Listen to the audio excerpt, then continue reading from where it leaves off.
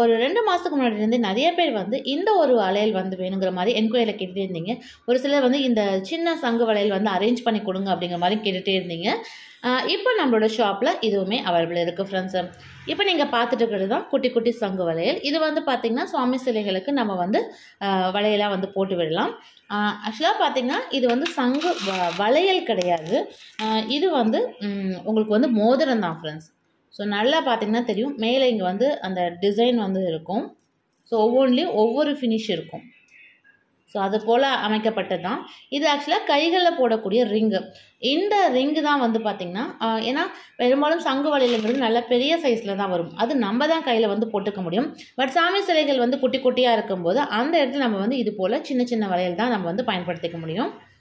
So அதனால தான் வந்து ரிங்கை வந்து சுவாமி சிலைகளுக்கு வளையலாக வந்து பயன்படுத்திக்கிறாங்க. இது சுத்தமான சங்கால் செய்யப்பட்டது தான்.